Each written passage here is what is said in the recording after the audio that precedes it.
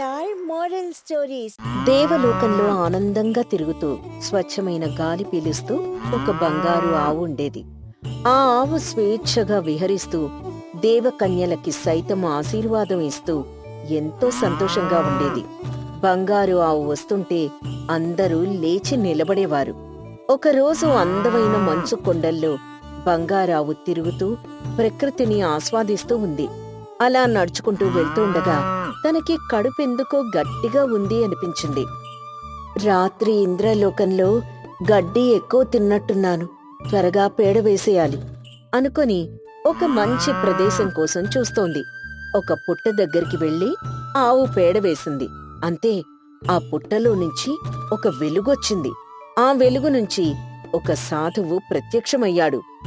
ఏయ్ అహంకార స్వర్ణ గోమాత, పవిత్ర ప్రదేశాన్ని అపవిత్రం చేస్తావా? నువ్వు మామూలు గోవులా మారి భూలోకంలో సంచరించు, ఇదే నా శాపం అని చాలా కోపంగా చెప్పాడు. ఆ బంగారావుకి చాలా భయమేసి, గురువర్యా, అంత మాట అనకండి, ఏదో పొరపాటున తప్పిదం చేశాను, దయచేసి కరుణించండి మహాప్రభు అని కాళ్ల వేళ్లా పడి కన్నీళ్లతో వేడుకుంది. సాధారణంగా శాంతమూర్తులైన సాధువుల కోపం ఎక్కువసేపు నిలబడదు. ఈ సాధువు కూడా కాసేపటికి కొంచెం నెమ్మదించి ఈ విధంగా మాట్లాడారు. గోమాత, సాధువుల మాట వెనక్కి తీసుకోవడం కుదరదు. నా శాపం నేను వెనక్కి తీసుకోలేను. మరి దీనికి పరిష్కారం లేదా మహాత్మా అని చాలా దీనంగా ముఖం పెట్టి అడిగింది. ఉంది. నువ్వు మామూలు గోవులా మారి భూమి మీద సంచరిస్తుండగా నీకొక నష్టజాతకుడు కనిపిస్తాడు. వాడి కళ్ళకి మాత్రమే నువ్వు బంగారు రంగులో కనిపిస్తావు. అతను నీ పేడను తీసుకొని తన ఇంటి ముందు కల్లాపి చల్లిన రోజు నీకు శాపం నుంచి విముక్తి కలుగుతుంది. కానీ గుర్తుంచుకో, నీ అంతట నువ్వు శాపం గురించి గాని పరిష్కారం గురించి గాని చెప్పకూడదు. అలా చేస్తే నీ తల 1000 ముక్కలవుతుంది అని చెప్పి వెళ్ళిపోయాడు. చూస్తుండగానే బంగారావు మామూలావులా మారిపోయి ఆకాశం నుంచి భూమి మీదకొచ్చింది. అప్పుడప్పుడే కాలుష్య వాతావరణం అలవాటు చేసుకుంటున్న ఒక గ్రామంలో గజిబిజి బతుకుల మధ్య ఆ ఆవు ఒంటరిగా తిరగసాగింది.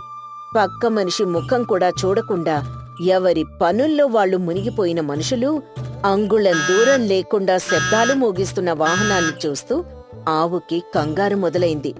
తలనొప్పి కూడా వచ్చింది.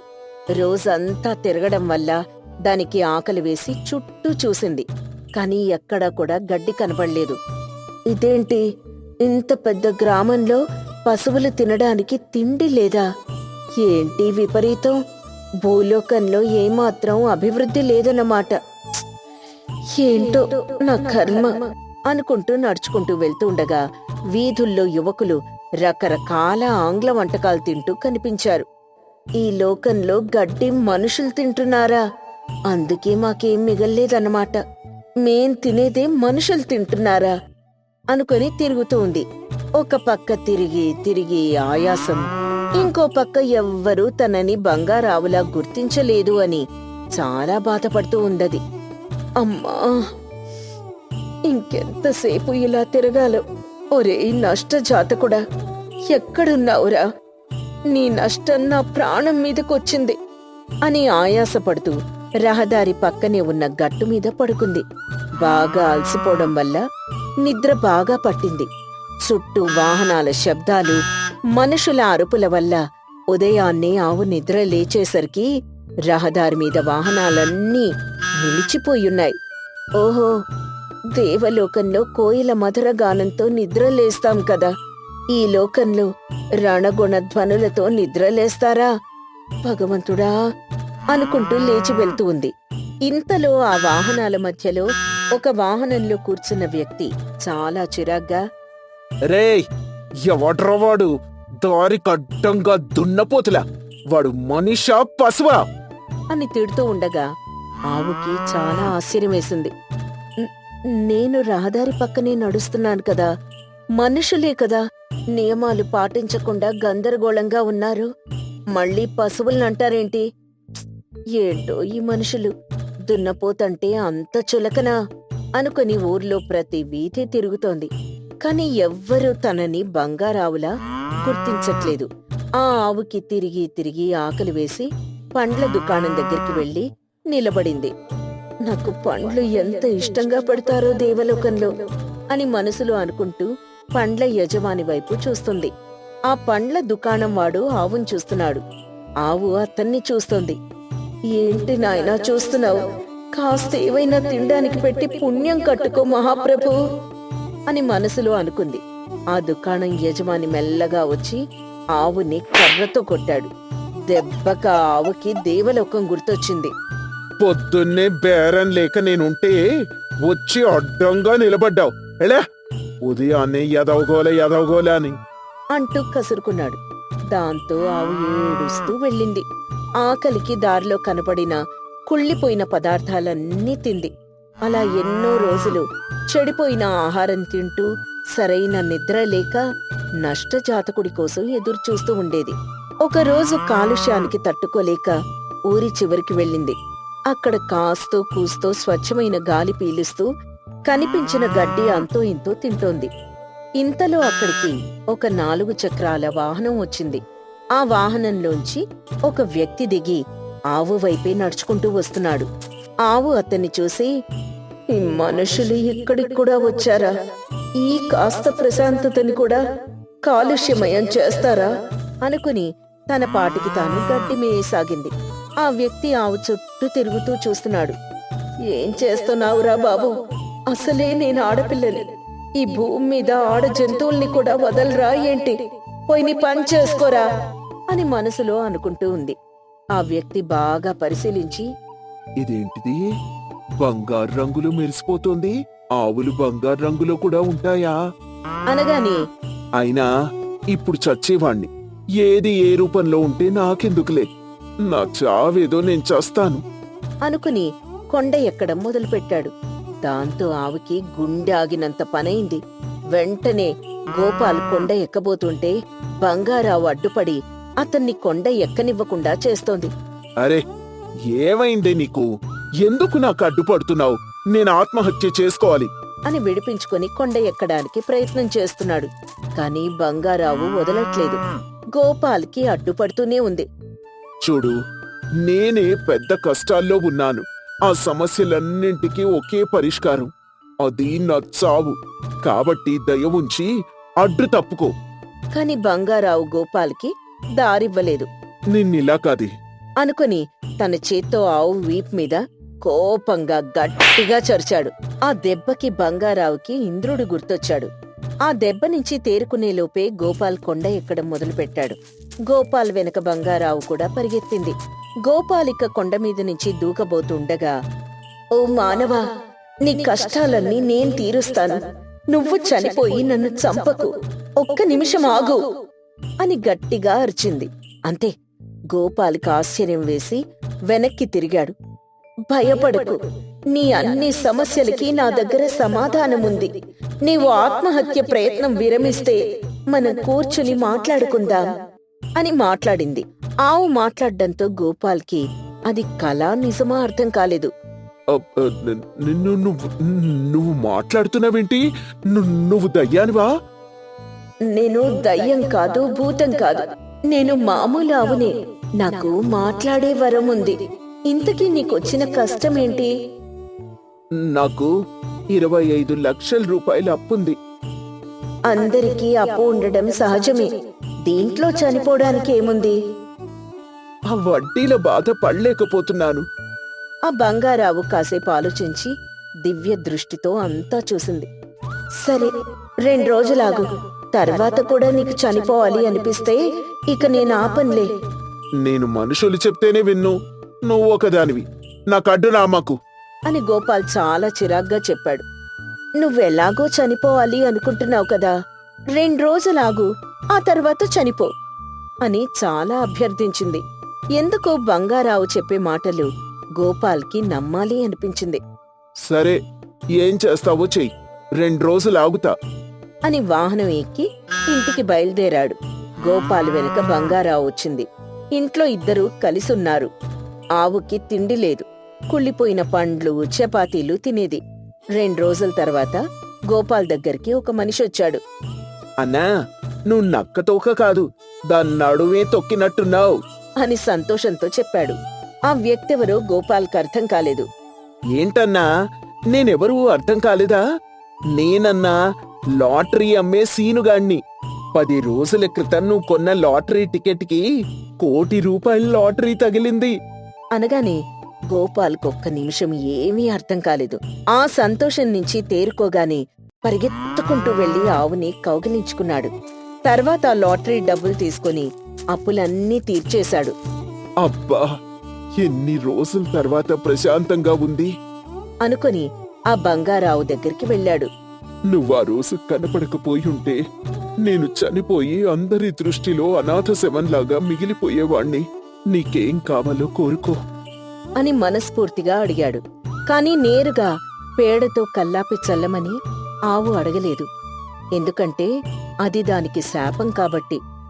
ఊర్లో ఆకలితో మగ్గిపోతున్న వాళ్ళని పిలిచి భోజనం పెట్టు అని చెప్పింది. అందర్నీ పిలుద్దాం, రేపిల్లంతా శుభ్రం చేసి ఖచ్చితంగా భోజనాలు పెడదాం అని ఆనందంగా చెప్పాడు గోపాల్. తర్వాత రోజు గోపాల్ ఉదయం నిద్ర లేవగానే బంగారావు పేడ వేసింది. ఆ పేడను చూసి గోపాల్ కల్లాపి చల్లి శుభ్రం చేశాడు. బంగారావుకి పట్టరాని సంతోషం వేసింది. అన్నదానం మొదలైంది. చాలా మంది వచ్చి ఆకలి తీర్చుకున్నారు. బహుశా ఇతని ప్రాణం కాపాడటానికి, ఇంతమంది ఆకలి తీర్చడానికే ఇలాంటి శాపం వచ్చిందేమో. అందుకే పెద్దవాళ్ళంటారు, ఏం జరిగినా మన మంచికే అని కన్నీళ్లు కార్చింది. ఆ రోజు రాత్రి అందరూ నిద్రపోతుండగా ఆ బంగారావు గోపాల్ని ఆశీర్వదించి అక్కడ్నుండి దేవలోకానికి వెళ్ళిపోయింది. గోపాల్ ఉదయాన్నే నిద్రలేచాడు. బంగారావు కోసం అంతా వెతికాడు, కాని అది ఎక్కడా కనపడలేదు. నువ్వెవరో నాకు తెలియదు, వచ్చావు నా జీవితంలోకి అదృష్టం తీసుకొనొచ్చావు. కానీ నాకెప్పుడు దొరకని ఆనందం ఈ అన్నదానంతో దొరికింది అని మనసులో అనుకున్నాడు. నేనీ అన్నదానాన్ని ఇలాగే కొనసాగిస్తాను అని నిర్ణయించుకున్నాడు. వ్యాపారం శ్రద్ధగా చేసుకుంటూ ఇలా ఎంతో మంది ఆకలి తీర్చడం మొదలుపెట్టాడు. శాపంతో భూమ్మీదికి వచ్చిన బంగారావు ఎంతో మంది జీవితాల్లోకి అదృష్టాన్ని తీసుకొచ్చి మౌనంగా వెళ్ళిపోయింది. నదులు, పంట పొలాలతో సుందరమైన కృష్ణగిరి అనే గ్రామం ఉండేది. ఆ గ్రామంలో జమీందారు భూపతి. భూపతి చాలా కోపధారి మనిషి. ప్రతి విషయానికి చిరాకు పడుతూ ఉండేవాడు. పని చేయడానికి చాలా మంది పని మనుషులు, నౌకర్లు ఉండేవారు. చాలా సంవత్సరాల నుంచి రాఘవ భూపతి దగ్గర వడ్రంగి పనిచేస్తూ ఉన్నాడు. ఒకరోజు రాఘవ చాలా ధ్యాసగా వడ్రంగి పనిచేసుకుంటూ ఉన్నాడు. ఏరా రాఘవ, ఉదయాన్నే కర్ర పని మొదలెట్టావా? ఇంత పని పిచ్చోడివా? అలా బయటికి వెళ్ళి ఏవైనా తిందాన్ రారా అంటూ నవ్వుతూ అడిగాడు. అరే, అదెలా కుదురుతుంది? ఈ పని చేయకపోతే ఆయన మళ్ళీ నాకు పనివ్వడు. రావడం కుదరదురా, నువ్వెళ్ళిరా. రే, ఆయన గురించి వదిలేయరా. నువ్వు ఆయన దగ్గర పనిచేసే కుక్కవి కాదు. ధైర్యం లేదా అని జమీందార్ మీద కోపంగా రాఘవతో చెప్పాడు. అలా అంటే ఎలారా? ఆయన్ని నాకు కూడు గుడ్డ ఇస్తున్నాడు. ఆయన పని నేను చేయకపోతే ఎలా? నాకన్నీ ఆ జమీందార్ గారి. సరే, నీ ఇష్టం వచ్చినట్టు చావు. చపాతీలు ఇక్కడికి తీసుకొస్తాను, తిని పని చేసుకో వెధవా అంటూ రాఘవ్ మీద కోపంగా వెళ్ళాడు. రాఘవకి ఒకే ఒక్క స్నేహితుడంటే చాలా ఇష్టం. అదే ఎలుక. రాఘవ పనిచేసే కర్రల్లో అదెప్పుడూ ఉంటుంది. అరేరే, చూస్తుంటే ఈ ఎలుక కడుపులో ఎలుకలు పరిగెడుతున్నట్టున్నాయి. ఇదిగో తిను, బాగా ఆకలితో ఉన్నట్టున్నావు. తిను అంటూ రాఘవ ఆ ఎలుకకి ఏదో ఒక తినుబండారం పెడుతూ ఉండేవాడు. ఆ విధంగా ఎలుక రాఘవల మధ్య స్నేహం ఏర్పడింది. రాఘవ ఇంట్లో పనిచేస్తూ ఉంటే ఎలుక కన్నం నుంచి రాఘవని చూస్తూ ఉండేది. రాఘవతో మాట్లాడుతున్నట్టు కిచకిచమంటూ శబ్దం చేస్తూ ఉండేది. రాఘవ ఎలుకకి ప్రతిరోజు మిఠాయిలు, ధాన్యాలు పెడుతూ ఉండేవాడు.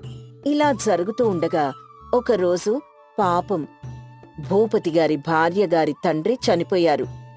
మీ అందరికీ తెలిసిన విషయమే, నిన్న మీ అమ్మగారి తండ్రి గారు మరణించారు అంటూ నౌకర్లకి, పనివాళ్ళకి చెప్పాడు. అందరూ భూపతి రాజేశ్వరమ్మ దంపతుల వైపు చూస్తున్నారు. అవును, మా నాన్నగారి ఆత్మశాంతి కోసం నేను 3000 మందికి అన్నదానం చేస్తాను. ఆయనకి స్వర్గప్రాప్తి దక్కుతుందని నా నమ్మకం. అమ్మగారు చెప్పింది అర్థమైంది కదా. ఈ కార్యానికి కావలసిన ఏర్పాట్లన్నీ జాగ్రత్తగా చేయండి. ఎటువంటి పొరపాటు జరగడానికి వీల్లేదు అని భూపతి అందరికీ హుకుం జారీ చేశాడు. మీరు నిశ్చింతగా ఉండండి జమీందార్ గారు. ఆయన మాకు కూడా తండ్రి లాంటివాడే. నేనే దగ్గరుండి అన్ని ఏర్పాట్లు పూర్తయ్యేలా చూస్తాను. మీరు దిగులు పడకండి అంటూ పెద్ద నౌకరుగా పనిచేసే నారాయణ భార్యాభర్తలకి చెప్పాడు. చూడండి నారాయణ గారు, మా నాన్న ఆత్మకి శాంతి చేకూరాలి. దానికోసం ఎంత ఖర్చైనా పర్లేదు, దగ్గరుండి చూసుకోండి అని చెప్పిందావిడ. 3000 మందికి వంట కావాలంటే చాలా కట్టెలు కావాలి అనుకుని పెద్ద నౌకరు వెంటనే రాఘవ ఇంటికి వెళ్ళాడు. రే రాఘవా, ఒరే రాఘవా, ఇంకా నిద్రపోతున్నావా వెధవా? 2-3 రోజుల్లో అంత పెద్ద కార్యం ఉంది. ఏంటి, నీకసలు భయమే లేదా? అయ్యగారు క్షమించండి, రాత్రంతా పనిచేయడం వల్ల బడలిక వచ్చింది. కాస్త కునుకు తీశానంతే అంటూ అప్పటికప్పుడు భయపడుతూ నిద్రలేచాడు. తీస్తావు పనా పాట. 3000 మందికి వంట చేయాలంటే చాలా కట్టెలు కావాలి. త్వరగా వెళ్ళి కట్టెలు సిద్ధం చేయి. అర్థమైందా? బయలుదేరు. కానీ అయ్యగారు, అది 3000 మంది అంటే చాలా కట్టెలు కావాల్సి ఉంటుంది. అన్ని కట్టెలు నేనొక్కడనే 2-3 రోజుల్లో ఎలా సిద్ధం చేయగలను అని చాలా అమాయకంగా అడిగాడు. ఎలా అని నన్ను అడుగుతావేంటి? అందరూ తీసుకొచ్చేలాగే నువ్వు కూడా తీసుకొనిరా. నాతో వాదిస్తూ సమయాన్ని వృధా చేయకుండా వెళ్ళి పంచోడు అంటూ ఏ మాత్రం జాలి లేకుండా చెప్పాడు. అది కాదు నారాయణ గారు, నేనొక్కడినే అంత తక్కువ సమయంలో అన్ని కట్టేలంటే మీరే ఒకసారి ఆలోచించండి. అదంతా నాకు తెలియదురా. ఇది అమ్మగారి మాట. ఏదైనా తప్పు జరిగితే ఆమె కోపం చూడాల్సి వస్తుంది. తర్వాత నిన్నెవరూ కాపాడలేరు అని చెప్పి వెళ్ళిపోయాడు. రాఘవకి ఏం చేయాలో తోచక పనిలో పడ్డాడు. 3 రోజులు బాగా కష్టపడి కట్టెలు కొన్ని సిద్ధం చేశాడు. భగవంతుడా, అమ్మా, నా వల్ల కావడం లేదు. 3 రోజుల నుంచి రాత్రింబవళ్ళు నిద్ర మానేసి చేస్తూ ఉంటే ఈ మాత్రమే కట్టెలు సిద్ధమయ్యాయి. ప్రాణం పోవడం ఒక్కటే తక్కువలా ఉంది. నా శరీరం వాలిపోతోంది అంటూ రాజేశ్వరి గారి పెరట్లో కట్టెలు పెట్టి అలసటతో అక్కడే పడుకున్నాడు. తర్వాత రోజు రాజేశ్వరీదేవి అక్కడికొచ్చింది. రాఘవా, రే రాఘవా, ఉన్నావా చచ్చావా? పిలుస్తుంటే పలకవేన్రా? అమ్మగారు చెప్పండి. కబురు పెట్టుంటే నేనే వచ్చేవాణ్ణి కదా. మీరెందుకు రావడం? అందరూ పనిచేసేవాళ్లే. ఒకరి మీద ఒకరు సాకులు చెప్తున్నారు. అవసరానికి ఒక్కరు కూడా దొరికి చావరు. నాకు చెప్పండి అమ్మగారు, ఏమైంది? ఏం చేయాలి? వెంటనే చేసేస్తాను. అయితే వెళ్ళి భోజనాలు తినే స్థలంలో గుమ్మడికాయ వేలాడ్ది. రేపెంత పెద్ద కార్యం ఉంది. ఎప్పుడు చేస్తావు ఈ పనంతా? అసలు నువ్వు కట్టెలన్నీ సిద్ధం చేశావా? అమ్మగారు, అది ఇంకా అన్ని సిద్ధం కాలేదండి. ఇంకా చాలా కట్టెలు కావాలి. నేనొక్కడినే అన్ని కట్టెలు కొట్టడం అంటే చాలా కష్టంగా ఉంది. నువ్వు కాక ఇంకెవరు చేస్తారు? అందరూ పనికి మాలినోళ్లే. ఇక నన్ను చేసుకోమంటావా పని? ఒళ్ళు దగ్గర పెట్టుకుని విను. మా నాన్నగారి పెద్ద కర్మలో ఏదైనా తేడా జరిగిందో అందర్నీ పని నుంచి పీకి పడేస్తాను, గుర్తుంచుకో అని చాలా కోపంగా చెప్పి వెళ్ళిపోయింది. రాఘవకి చెప్పుకోలేని దుఃఖం వచ్చింది. కొంచెం కూడా నా మీద జాలి లేదా? నా బాధ పట్టించుకునేవారే లేరా? నేను మనిషినా, యంత్రాన్నా అంటూ ఆ మొద్దుల్ని చూశాడు. గొడ్డలతో నరుకుతూ కట్టెలన్నీ సమకూరుస్తున్నాడు. మధ్యాహ్నం దాకా కొట్టి అలుపొచ్చి అక్కడే కూర్చున్నాడు. భగవంతుడా, ఇంకా ఎన్ని మొద్దులు ఇప్పుడు పగలగొట్టాలి? ఎలా చెయ్యాలి? రేపే కార్యం. నేనేం చేయాలి? నువ్వేం ఆలోచించొద్దు, అస్సలు దిగులు పడొద్దు. నీ మొత్తం పని పూర్తవుతుంది. అస్సలు బాధపడద్దు. నేను పూర్తి చేస్తాను మిత్రమా అంటూ కొన్ని మాటలు వినిపించాయి. ఎవరది? ఆ? ఎవరు? ఎక్కడా? అంటూ అటూ ఇటూ చూడగానే దూరంగా కట్టెల మధ్యలో ఎలుక కనిపించింది. ఆ ఎలుక రోజు రాఘవ ఇంటికి వచ్చే ఎలుకని అతనికి అర్థమైంది. నువ్వా? నువ్వు రోజు వచ్చే ఎలుకవే కదా? నువ్వు మాట్లాడతావా? అంటూ చాలా ఆశ్చర్యంగా నమ్మలేనట్టు అడిగాడు. ఆ మాట్లాడతాను. మాట్లాడమే కాదు, అవసరమైతే నా ప్రాణ స్నేహితుడికి సాయం కూడా చేస్తాను అని ఎలుక చాలా ముద్దుగా చెప్పింది. ప- ప- ప్ర- ప్రాణ ప్రాణ స్నేహితుడా? ఏంటి? న- నాకేం అర్థం కాలేదు. ఏం మాట్లాడుతున్నావు? ఎవరి గురించి మాట్లాడుతున్నావు? నువ్వు నా ప్రాణ స్నేహితుడివే కదా. నీ కాకలిగా ఉన్నా సరే నా ఆకలి గురించి ఆలోచించావు. నువ్వు ప్రశాంతంగా పడుకొని నిద్రపో. నేను నా స్నేహితులు ఈ కట్టెలన్నీ ఉదయాన్నే సిద్ధం చేస్తాం.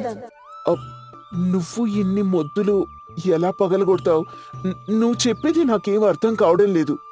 నీకెందుకు, నువ్వు పడుకొని నిద్రపో. నేను నా స్నేహితులు ఏం చేస్తాము రేపు ఉదయం చూడు. కట్టెలు కొరకడం మాకు చాలా తేలికైన పని అని చెప్పింది. రాఘవకి ఎందుకో ఆ మాటలు నిజమే అనిపించాయి. రాత్రి హాయిగా నిద్రపోయాడు. తర్వాత రోజు ఉదయం కళ్ళు తెరిచి చూడగానే ఆశ్చర్యపోయాడు. పెరడంతా కట్టెలతో నిండిపోయింది. ఇది కళ? నిజమా? నేను నమ్మలేకపోతున్నాను. అద్భుతం అంటే ఇదేనేమో. అంటూ కళ్ళు నులుపుకుంటూ చూశాడు. కల కాదు మిత్రమా, ఇది నిజమే. నేను నా స్నేహితులు కలిసి ఈ పని పూర్తి చేశాం. మీకెలా ధన్యవాదాలు చెప్పాలో నాకు తెలియడం లేదు. సాటి మనిషికి కూడా నా బాధ అర్థం కాలేదు. కానీ ఒక చిన్న ఎలుకవై ఉండి నువ్వు నన్ను అర్థం చేసుకున్నావు. ఇందులో ఏం లేదు మిత్రమా. నీలాంటి వారు ఆనందంగా ఉంటేనే మాలాంటి చిన్న జీవులు ఆకలితో ఉండవు. ధన్యవాదాలు మిత్రమా. నువ్వు చేసిన ఈ మేలు నేనెప్పటికీ మర్చిపోలేను. అని చెప్పడంతో కొంచెం దూరం నుంచి రాజేశ్వరీదేవి కేకలు వినిపించాయి. వెంటనే పరిగెత్తుకుంటూ వెళ్ళాడు. వెధవ, పనికిరాని చవట, ఎలా నిద్రపోతున్నాడో చూడు. అంత కార్యం జరుగుతుంటే చీమ కుట్టినట్టయినా లేదు వీడికి. పందిలాగా పడుకున్నాడు అంటూ పనిచేసే పాలేరు రంగయ్యని తిడుతూ ఉంది రాజేశ్వరి. 3 రోజుల నుంచి పనిచేస్తూనే ఉన్న అమ్మగారు రాత్రి నుంచి జ్వరం. ఒంట్లో ఓపిక లేదమ్మా. హా, పనుంటే ఎవ్వరికీ ఒంట్లో బావుండదు. అందరికీ నిద్రలొస్తాయి. మిగతా పనంతా ఎవరు చేస్తారు? చచ్చిపోయిన మా నాన్న వచ్చి చేస్తాడా అని తిడుతూనే ఉంది. పక్కనే ఇదంతా వింటున్న రాఘవకి చాలా కోపం వచ్చింది. అమ్మగారు, అదేంటలా అంటారు? పాపం రంగన్న ఎన్నో ఏళ్ల నుంచి చేస్తున్నాడు. ఒంట్లో బాలేదు. రేయ్, ఏంటి ఎక్కువ మాట్లాడుతున్నావు? ఏది మంచో ఏది చెడో నువ్వు నాకు నేర్పిస్తావా? ఇప్పుడే పన్నించి నిన్ను పీకేస్తాను. ఏమనుకుంటున్నావు? మీరు తీయాల్సిన పని లేదమ్మగారు. నేనే పని మానేసి వెళ్తున్నాను. మనిషిని మనిషిలాగా చూడలేని ఇంట్లో పనిచేయడం కంటే అడుక్కోవడం మేలు. నేనెప్పుడూ ఎలుకకి 4 ముద్దలు పెడితే అది జీవితాంతం రుణపడి ఉంది. మరి మీరు? ఏం కూసావరా? కూటికి లేదుగాని పొగర్తో మాట్లాడతావా? మీరు నాకిచ్చిన పని 10 మంది చేసే పని అమ్మగారు. కానీ పూర్తి చేశాను. అయినా మీకు జాలనేదే లేదు. రే రాఘవ, నువ్వు చెప్పింది నిజమేరా. పనిచేసే మనుషులంటే ఈ ఇంట్లో కుక్కల కంటే హీనం. ఇక్కడ పని చేయడం అంటే వేడి నూనెలో చేతులు పెట్టడమే. సరిగ్గా చెప్పావు రంగన్న. ఇక్కడి నుంచి వెళ్ళిపోదాం. ఇంకో పని వెతుక్కుందాం. ఖచ్చితంగా మనకి పని దొరుకుతుంది. ఈ ఇంట్లో మాత్రం చచ్చిన పని చేయకూడదు అంటూ రాఘవ రంగన్న ఇద్దరూ కలిసి అక్కడి నుంచి బయటికొచ్చేశారు. రాఘవ ఇంటి దగ్గర కూర్చుని ఏం పని చెయ్యాలా అని ఆలోచిస్తున్నారు. ఇంతలో అక్కడికి గ్రామ పెద్ద శివరామ్మూర్తి గారు వచ్చారు. ఏం రాఘవా? అనగాని ఇద్దరూ లేచి నిలబడ్డారు. అయ్యా, మీరు? అయ్యా, ఏం లేదయ్యా. జాతర వస్తుంది కదా. గణపతి బొమ్మ, శివుడి బొమ్మ అన్నీ చెయ్యాలి. చెక్కతో పనిచేయడం నీకొచ్చు, మట్టితో పనిచేయడం రంగన్నకొచ్చు. ఇద్దరూ కలిసి పనిచేయండి అంటూ పనిచేయడానికి 100 వరహాలిచ్చాడు. పనే తమని వెతుక్కుంటూ రావడంతో వెంటనే పని మొదలుపెట్టారు.